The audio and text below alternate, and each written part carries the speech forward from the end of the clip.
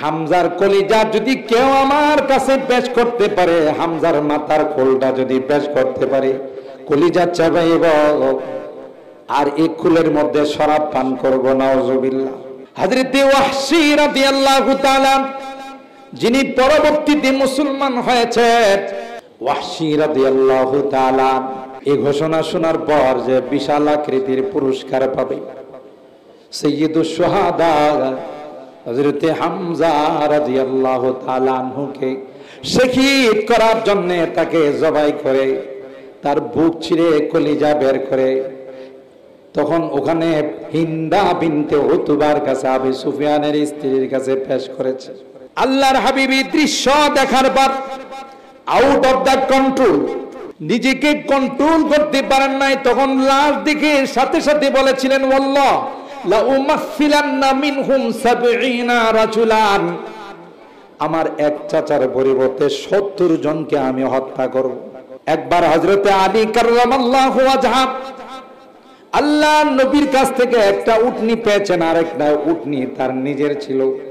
ফাতেমার ওলিমা করবে, টাকা নাই, পয়সা নাই। একজন স্বর্ণকারকে বলল, ভাই চলো রে, তোমাকে নিয়ে পাহাড়ে যাব, ইফখির ঘাস নিয়ে আসবো। স্বর্ণকারকে নিয়ে পাহাড়ে গেছে 2টা উট হযরতে হামজার বাড়ির সামনে বেঁধে, তার বারান্দার সামনে বেঁধে পাহাড় থেকে ঘাস এনে বহন করে নিয়ে আসবে। এদিক দিয়ে শরাব হারাম হয় নাই, হযরতে হামজার ঘরের মধ্যে শরাবের আসর চলতেছে। শরাব খাইয়া নেশাগ্রস্ত হয়ে গেছে, আরেক দিক দিয়ে গায়িকা গান গাইতেছে। হযরতে হামজাকে গানের মাধ্যমে উত্তেজিত করলো।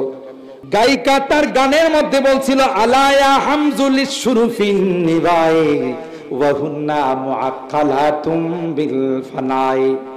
হামজু এটা তারহিম, হামজা রাদিয়াল্লাহু তাআলা বলতেছে, হে হামজা, এই যে 2টা সুন্দর সুন্দর উটনি তোমার বাড়ির পাশে বাঁধা আছে, দাইস সিকিনা ফিল লাব্বাতি মিনহা, তুমি দেরি না করে এইগুলোর গলার মধ্যে ছুরি চালাও, জবাই করো, জবাই করে তার কলিজা গুর্দা গুলো বের করে ভুনা করে আমাদের সামনে পেশ করে যাও, আমরা খাবো আর নাচানাচি করব।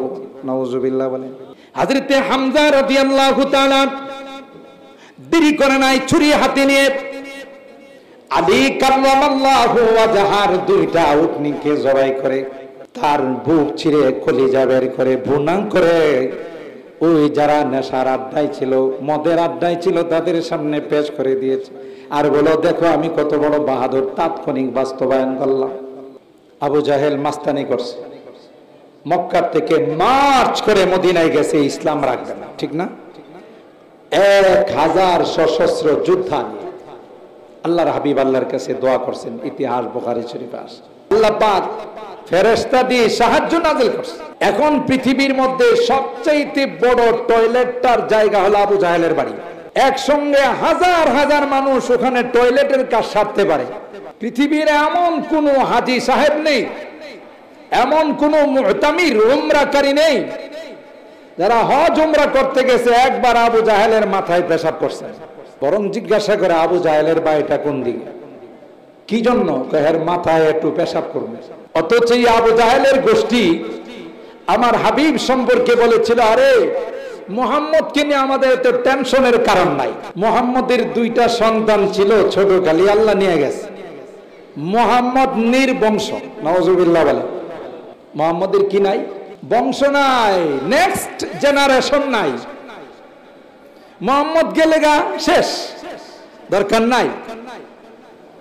একে তো নিজের সন্তান আল্লাহ নিয়ে গেছেন, মনে কষ্ট। আবার যদি কাফেররা কয় নির্বংশ, কষ্ট লাগার কথা কেন? জোরে বলেন। আল্লাহর হাবিবের মনে বড় কষ্ট, কিরিয়ারা কি কয়? এই পরিপ্রেক্ষিতে আল্লাহ পাক সূরাতুল কাউসার নাযিল করে আল্লাহর হাবিবকে সান্ত্বনা দিয়েছেন। সুবহানাল্লাহ বলেন। ইন্না আ'তাইনাকাল কাউসার ফাসাল্লি লিরাব্বিকা ওয়ানহার। ইন্না শানিআকা হুয়াল আবতার। সুবহানাল্লাহ বলেন।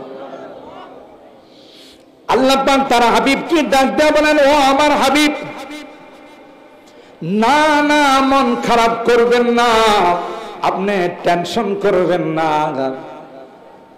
আমি আল্লাহ আপনাকে কাউসার দিয়েছি। মুফাসসিরিনে কেরাম কাউসারের একটা বিশ্লেষণ করেন যে কাউসারের একটা মানা হলো আপনাকে অগণিত অসংখ্য উম্মত দিয়েছি। সুবহানাল্লাহ। সবচাইতে বেশি হবে আপনার উম্মত, আপনার রুহানি সন্তান, একজন দুইজন নয়, অগণিত রুহানি সন্তান দান করব। ও পয়গম্বর, পৃথিবীর মধ্যে যতদিন পর্যন্ত মুসলমান থাকবে ততদিন পর্যন্ত তাদের নামের শুরুতে মুহাম্মদ লাগাবে। আরবরা তাদের যদি 20টা সন্তান হয় সবগুলোর নাম মুহাম্মদ রাখে। আল্লাহু আকবার বলেন। শুধু সিরিয়াল মেনটেন করে মোহাম্মদ আব্বাল, মোহাম্মদ সানি, মোহাম্মদ সালেস, মোহাম্মদ রাবে, মোহাম্মদ খামেস, মোহাম্মদ সাদেস, মোহাম্মদ সাবে, মোহাম্মদ সাবেন, মোহাম্মদ তাসে, মোহাম্মদ আশের। 1 নম্বর মোহাম্মদ, 2 নম্বর মোহাম্মদ। আর কি পৃথিবীতে নাম নাই? আরবদের জিজ্ঞাসা করলে কয় এটা আমার প্যারা নবীর নাম, যত সন্তান হবে সবগুলোর নাম মোহাম্মদ রাখবো। আমি অনেক বয়ানে বলি, 14 সনে যখন হজে গিয়েছিলাম, মদিনার হোটেলের সামনে একটা গাড়ি অ্যাক্সিডেন্ট করছে, 2টা প্রাইভেট। বিকট আওয়াজে হোটেল থেকে বের হলাম, দেখি জিনিসে 2টা প্রাইভেট অ্যাক্সিডেন্ট করছে, মুখোমুখি সংঘর্ষ হয়েছে। চিন্তা করলাম সৌদি আরবের অ্যাক্সিডেন্ট আর বাংলাদেশের অ্যাক্সিডেন্ট একরকম না, 2 রকম দেখি।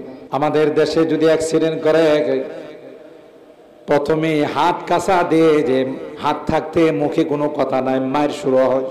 আশপাশে যারা থাকে ওরা চিন্তা করে যারা অ্যাক্সিডেন্ট করছে এদের মাল গনিমতের মাল। হাতের ঘড়ি খুলে নিয়ে যায়, মোবাইলটা খুলে নিয়ে যায়। আশপাশের মানুষের আচরণ হলো সবগুলো লুটে ব্যস্ত থাকে। যদি আপনাদের মাউনা এলাকায় নাই, অন্য এলাকার কথা বলতেছে, টাকা পয়সা নেওয়ার তালে থাকে, কিভাবে লুটতরাজ করবে সেই তালে থাকে। আমি চিন্তা করলাম সৌদি আরবের অ্যাক্সিডেন্ট আর বাংলাদেশের অ্যাক্সিডেন্ট একরকম কিনা দেখি। নিচে গেলাম, যিনি অপরাধ করছে আরেকজন ড্রাইভারকে বলতেছে আহ্বান সরি। ওই ড্রাইভারের গাড়িটা দুমড়ে মুছড়ে গেছে, তার গায়ে কোনো আঘাত লাগা নাই। সে কি বলে দেখেন, বলে সাল্লি আলা হাবিবি, সাল্লি আলা হাবিবি, সাল্লি আলা হাবিবি, তুই আমার নবীর উপর দরুদ পড়, আমি তোর সব মাফ করে দিব। আরো আস্তে সুবহানাল্লাহ কম। আমি অবাক হয়ে গেলাম, এত বড় ক্ষতি হয়ে গেল। আমরা তো বলতাম যে 2 লক্ষ টাকা আমার ক্ষতিপূরণ দিতে হবে, জোরে বলুন ঠিক কিনা? কিন্তু যার ক্ষতি হয়েছে সে কয় হাবিবি, আমার নবীর উপর দরুদ পড়, আমি তোর সব কিছু মাফ করে দিব। কি মহব্বত আর ভালোবাসা দেখেন তাদের ভিতরে। আর ভাইরা, গত বছর উমরায় গিয়েছিলাম, জিদ্দা থেকে একটা ট্যাক্সিকে ভাড়া নিলাম। দাড়ি টাড়ি কিছু নাই, ড্রাইভার হলো একটা নিগ্রো ড্রাইভার। আরবিতে তার সঙ্গে কথা বলতে, যতবার আমার নবীর নাম আসে ততবার দেখি সে বলে সাল্লাল্লাহু আলাইহি ওয়াসাল্লাম। অথচ মাদ্রাসায় দাওরা হাদিসের ছাত্রদেরকে অনেক সময় ধমকি হুমকি দিয়েও দুরূদ পড়ানো যায় না, কষ্ট হয়ে যায়। আর এরা এত প্রশিক্ষণ প্রাপ্ত হয়ে গেছে, নবীর নাম আসবে দুরূদ ছাড়া থাকে না। কি মহব্বত দেখেন। বৈজ্ঞানিকরা বলেন, আল্লাহ ডাক দেয়া কয় ইন্না আ'তাইনাকাল কাউসার। এ হাবিব, আপনি টেনশন করবেন না, আমি এমন সিস্টেম করে দিলাম, পৃথিবীর মধ্যে যতদিন পৃথিবী আছে আকাশ বাতাসে 24 ঘন্টায় আপনার নাম উচ্চারিত হবে। আবহাওয়াবিদরা বলেন পৃথিবীর মধ্যে এমন কোন সময় নাই যেই সময়ে পৃথিবীর আকাশে আযান হয় না। আল্লাহু আকবার বলেন। বাংলাদেশে ঢাকাতে যখন আযান হয়, উত্তরবঙ্গে তার 10 মিনিট পর আযান হয়, আবার ওইদিকে পূর্ব দিকে 5 মিনিট আগে আযান হয়। কথা কয় না? বাংলাদেশে যখন আযান হয় তার আধা ঘন্টা পরে ইন্ডিয়াতে আযান হয়। কথা কয় না? বাংলাদেশে যখন আযান হয় তার 1 ঘন্টা পর পাকিস্তানে আযান হয়। বাংলাদেশে যখন আযান হয় তার 3 ঘন্টা পর সৌদি আরবে আযান হয়। আল্লাহ পৃথিবীর সিস্টেমটাকে এমন বানিয়ে দিয়েছে, গোটা পৃথিবীতে এক সময় আযান হয় না। আল্লাহ ডাক দেয়া কই, নবী আমার, এই গর্দবদের কথা শুনে, মগাগুলোর কথা শুনে আপনি মন খারাপ কইরেন না।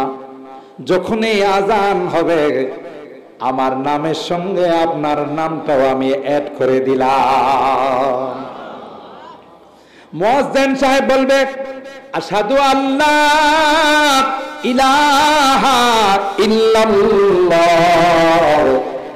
এরপরে বলবে আশহাদু আন্না মুহাম্মাদার রাসূলুল্লাহ। সুবহানাল্লাহ বলে না? মাওনার আজানের মধ্যে কি আমার নবীর নাম আসে না? কথা কয় না? আবহাওয়াবিদরা বলেন পৃথিবীর মধ্যে এমন কোন সেকেন্ড নাই, এমন কোন মুহূর্ত নাই যে মুহূর্ত আজান হয় না।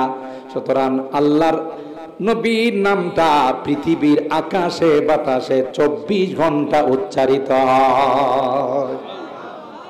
আল্লাহর হাবিব চলে গেছেন 1450 বছর আগে। রওজায়ে পাকে হায়াতুন নবী, আল্লাহর নবী রওজায়ে পাকে শুয়ে আছেন। তো এখনো পৃথিবীর মধ্যে আল্লাহ নবীর নাম প্রতিদিন প্রতি মুহূর্তে উচ্চারিত হচ্ছে কিনা বলেন? আল্লাহ পাক বলেন, ইন্না আ'তাইনাকাল কাউসার ফাসাল্লি লিরাব্বিকা ওয়ানহার ইন্না শানিআকা হুয়াল আবতার। যারা আপনার মন্দচারী করেছে, যারা আপনাকে নিয়ে হিংসা করেছে, আল্লাহ ডাক দেখায় পয়গম্বর, এদের নাম কিয়ামত পর্যন্ত ভালোভাবে কেউ স্মরণ করবে না। ঠিক কিনা বলেন? ফাবিমা রাহমাতিন মিনাল্লাহি লিনতা লাহুম ওয়ালাউ কুনতা ফাজ্জান গালিজাল কলবি লাম ফাদ্দু মিন হাওলিক। ওগো পয়গম্বর, আপনার ব্যবহার ছিল বড় মার্জিত, আপনি বড় নম্র ছিলেন, ভদ্র ছিলেন। আপনি মানতাকামা রাসূলুল্লাহ সাল্লাল্লাহু আলাইহি ওয়াসাল্লাম লিযাতিহি কাতু, ব্যক্তিগত কারণে জীবনে কাহারো কাছ থেকে প্রতিশোধ নেই নাই। উলামায়ে কেরাম জানেন, সাইয়্যিদুশ শুহাদা হযরত হামজা রাদিয়াল্লাহু তাআলা হিন্দা বিনতে উতবা ঘোষণা দিয়েছে, হামজার কলিজা যদি কেউ আমার কাছে পেশ করতে পারে, হামজার মাথার খোলটা যদি পেশ করতে পারে, কলিজা চাবাইব আর এই খুলের মধ্যে শরাব পান করব। নাউজুবিল্লাহ। হযরত ওয়াহশী রাদিয়াল্লাহু তাআলা, যিনি পরবর্তীতে মুসলমান হয়েছেন, ওয়াহশী রাদিয়াল্লাহু তাআলা এই ঘোষণা শোনার পর যে বিশাল আকৃতির পুরস্কার পাবে, সাইয়্যিদুশ শুহাদা হযরত হামজা রাদিয়াল্লাহু তাআলা আনহুকে শহীদ করার জন্য তাকে জবাই করে তার বুক ছিঁড়ে কলিজা বের করে, তখন ওখানে হিন্দা বিনতে উতবার কাছে, আবু সুফিয়ানের স্ত্রীর কাছে পেশ করেছে। আল্লাহর হাবিবী দৃশ্য দেখার পর আউট অফ দ্য কন্ট্রোল, নিজেকে কন্ট্রোল করতে পারেন নাই। তখন লাশ দেখে সাথে সাথে বলেছিলেন, ওয়াল্লাহ লা উমাসসিলান্না মিনহুম ৭০ রাজুলান, আমার এক চাচার পরিবর্তে ৭০ জনকে আমি হত্যা করব। মনে কষ্ট আসছে না? আসছে না? যদিও কোন মুফাসসিরিনে কেরাম লেখেন এটা হলো হিকমত, কারণ নুকতা বাদাল লুকু, হযরতে হামজা রাদিয়াল্লাহু তাআলা আনহুর শাহাদাতটা এইভাবে কেন হলো? তো আসমানি ফায়সালা। আলোচনা লম্বা হয়ে যাচ্ছে। উলামায়ে কেরাম জানেন, কোরআনে আসে আল্লাহ তাআলা যখন মদকে হারাম করেছিলেন, এক ধাপে মদ হারাম করেন নাই, ধাপে ধাপে আল্লাহ তাআলা মদকে, নেশাকে হারাম করেছেন। কারণ এই নেশার কারণে অনেক ঝগড়া, অনেক ক্ষয়ক্ষতি শুরু হয়েছিল। বুখারী শরীফের হাদিসের মধ্যে আসে, একবার হযরতে আলী কাররামাল্লাহু ওয়াজহা আল্লাহ নবীর কাছ থেকে একটা উটনি পেয়েছেন, আর একটা উটনি তার নিজের ছিল। ফাতেমার উলিমা করবে, টাকা নাই, পয়সা নাই। একজন স্বর্ণকারকে বলল, ভাই চলো রে, তোমাকে নিয়ে পাহাড়ে যাব, ইফখির ঘাস নিয়ে আসব। তখন স্বর্ণকারদের স্বর্ণ পোড়ানোর জন্য ওই ঘাসটা ব্যবহার হতো, এটার নাম হলো ইফখির। স্বর্ণকারকে নিয়ে পাহাড়ে গেছে দুইটা উট, হযরতে হামজার বাড়ির সামনে বেঁধে, তার বারান্দার সামনে বেঁধে পাহাড় থেকে ঘাস এনে বহন করে নিয়ে আসবে। এদিক দিয়ে শরাব হারাম হয় নাই, হযরতে হামজার ঘরের মধ্যে শরাবের আসর চলতেছে। শরাব খাইয়া নেশাগ্রস্ত হয়ে গেছে, আরেক দিক দিয়ে গায়িকা গান গাইতেছে। হযরতে হামজাকে গানের মাধ্যমে উত্তেজিত করলো।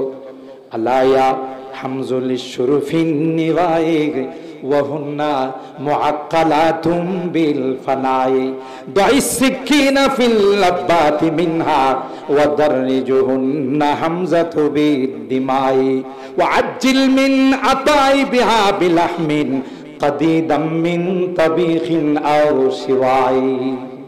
এটা হলো গান। আবার কেন না বুখারীতে গান আছে, আজকে দলিল পেয়ে গেলাম। এই গান গাওয়া তো মুস্তাহাব। ওই তখন শরাব হারাম হয় নাই, গায়িকা তার গানের মধ্যে বলছিল, আলায়া হামজুল শুরুফিন নিবাই ওয়া হুন্না মুআক্কালাতুম বিল ফানাই।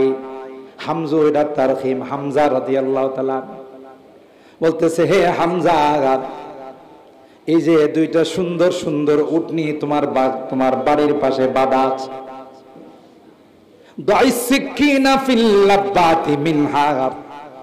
তুমি দেরি না করে এইগুলোর গলার মধ্যে ছুরি চালাও, জবাই করো, জবাই করে তার কলিজা গুর্দা গুলো বের করে ভুনা করে আমাদের সামনে পেশ করে যাও, আমরা খাবো আর নাচানাচি করবো। নাউজুবিল্লাহ বলে। মাইজ ভান্ডারিতে যখন চাটগাঁওয়ারা যায়, এরা বাসের মধ্যে যায় আর লাফায়, কয় খাইয়ুম গোস্ত মাইয়ুম ফাল, খাজা বাবা মাইজ ভান্ডার। কথা কয় না, চট্টগ্রামের ভাষায় কয় খাইয়ুম গোস্ত মাইয়ুম ফাল, মানে গোস্ত খায় ফাল মারবো, বুঝলেন, লাফালাফি করবো, খাজা বাবা মাইজ ভান্ডার। আর হারাপ এই যখন কবিতা গায়িকা বলল, ওয়া আজ্জিল মিন আতাই বিহা বিলাহমিন কাদিদাম মিন তাবিখিন আও শিওয়াই, ভুনা করে পেশ করে দাও। হযরতে হামজা রাদিয়াল্লাহু তাআলা দেরি করে নাই, ছুরি হাতে নিয়ে আলী কাররামাল্লাহু ওয়াজহার দুইটা উটনিকে জবাই করে তার বুক ছিঁড়ে কলিজা বের করে ভুনা করে ওই যারা নেশার আড্ডায় ছিল, মদের আড্ডায় ছিল, তাদের সামনে পেশ করে দিয়েছে। আর বলো, দেখো আমি কত বড় বাহাদুর, তাৎক্ষণিক বাস্তবায়ন করলাম। উটগুলো কি হামজার না আলীর? কথা কয় না। আরেকজনের উট জবাই করা জায়েজ আছে, কিন্তু এই হিতাহিত জ্ঞানটুকু হযরতে হামজার হয় নাই। কার উটের উপর আমি ছুরি চালাবো, এটা তো আমার উটনি নয়। যেহেতু নেশাগ্রস্ত ছিল, আর মানুষ যখন নেশাগ্রস্ত হয়ে যায় তখন মেমোরি কাজ করে না। মেয়াদ উত্তীর্ণ বোতল খায়া বাসায় আইসা স্ত্রীরে জড়াইয়া কয়, আম্মা জান কেমন আছেন? কথা কয় না। লা ইউফাররিকু বাইনাল মাই ওয়াল বয়, মার বোর মধ্যে কি করতে পারে না, পার্থক্য করতে পারে না। কেন? ওই যে মাথা কাজ করে নাই। ঠিক কিনা বলেন? মাঝে মধ্যে আমরা রাস্তায় যদি কোথাও পার্কিং করি, বোতল খাওয়ারে কয়, রাস্তার মাঝখানে গাড়ি রাখছেন কি লেগি? আসল কি রাস্তার মাঝখানে না সাইডে? হে দেখতেছে এরা আরেকবার যায় স্যার একটা পিলার এই পিলারটা এনকা এটা মাঝখানে কি লেগে বসাইলে ওই যে কাজ করে না, মাথা নষ্ট হয়ে যায়। আর এই জন্যই তো শরাবকে হারাম করা হয়েছে। ইয়া আইয়ুহাল্লাযীনা আমানু ইন্নামাল খামরু ওয়াল মাইসিরু ওয়াল আনসাবু ওয়াল আজলামু রিজসুম মিন আমালিশ শায়তান।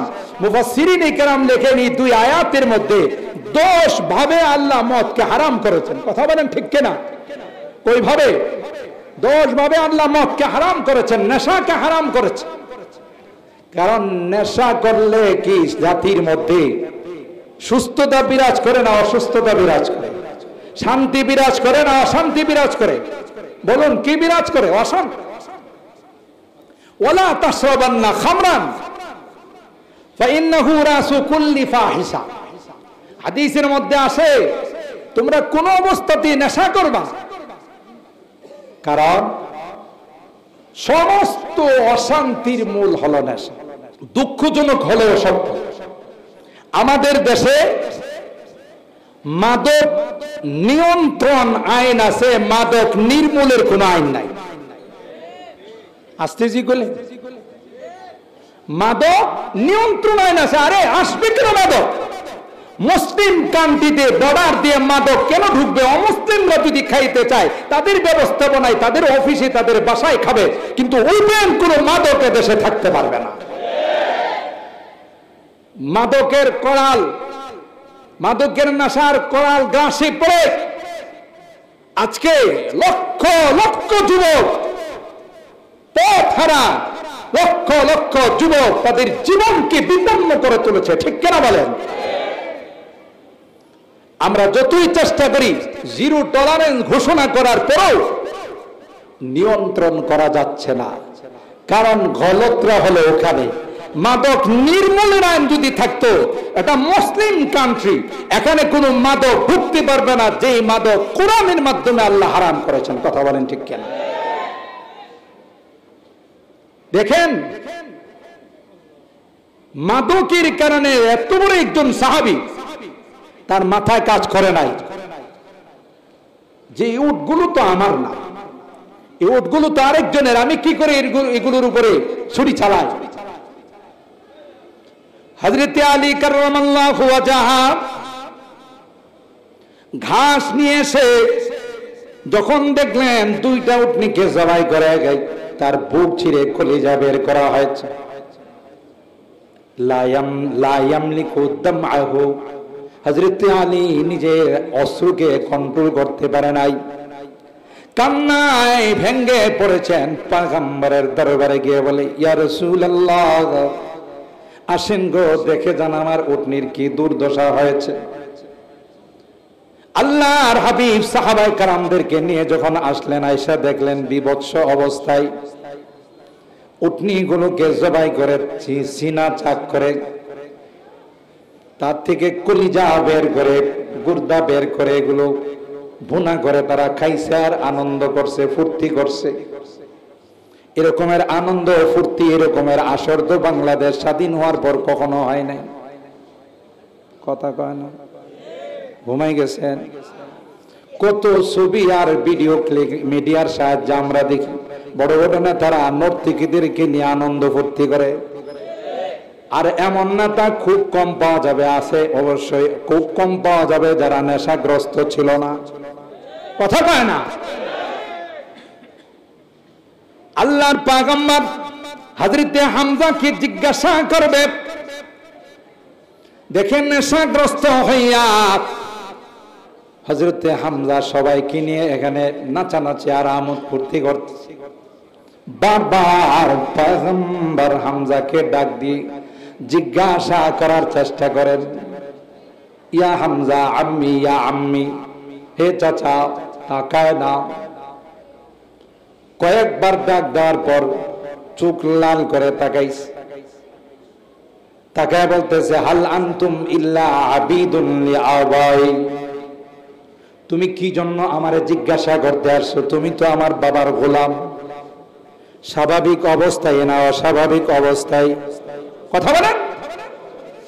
নেশাগ্রস্ত অবস্থায় যে পয়গম্বরকে দেখলে সালাম করে, যে পয়গম্বরের সিকিউরিটি গার্ড ছিল হযরতে হামজা, আজকে নেশাগ্রস্ত হওয়ার কারণে হযরতে হামজা আল্লাহর পয়গম্বরকে বলেন, তুমি এত বড় কথা কেন বলো, তুমি তো আমার বাবার গোলাম।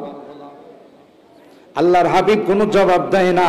ফারাজা কাফারা, পিছনের দিকে চলে গেছেন, যা না স্বাভাবিক অবস্থায় নাই।